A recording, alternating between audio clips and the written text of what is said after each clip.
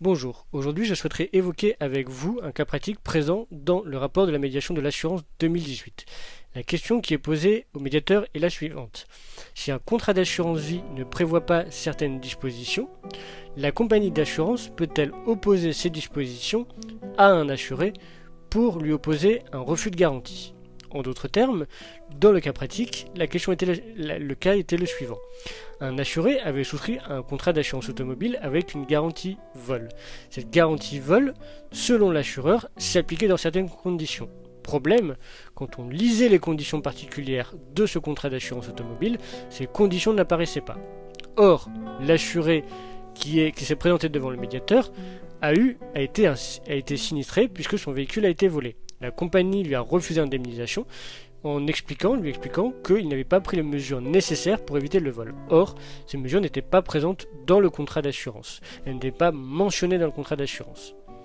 Eh bien, le médiateur dit la chose suivante. Si les conditions ne sont pas présentes dans le contrat d'assurance, la compagnie ne peut pas opposer ces conditions à l'assuré, et donc, dans ce cas précis, la compagnie d'assurance doit indemniser le vol.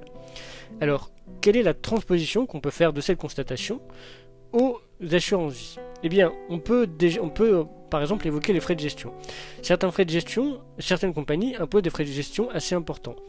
Parfois, elles sont intéressées par accumuler les frais de gestion. Eh bien, elles ne pourront opposer à l'assuré, en tout cas au souscripteur assuré plus exactement, des frais de gestion importants, que si ces frais de gestion sont mentionnés dans le contrat d'assurance vie.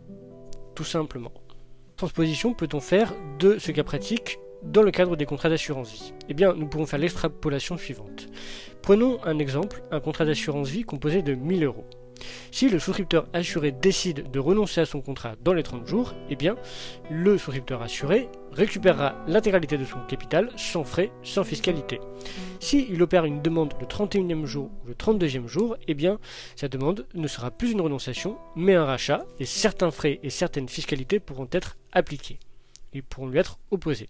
Imaginons maintenant que la compagnie d'assurance n'ait pas précisé ce délai de 30 jours, ou elle n'est pas précisé le délai de prescription de ces délais de 30 jours. Eh bien, le souscripteur assuré serait tout à fait fondé à demander une prorogation de ces délais de renonciation au-delà de 30 jours. Tout simplement.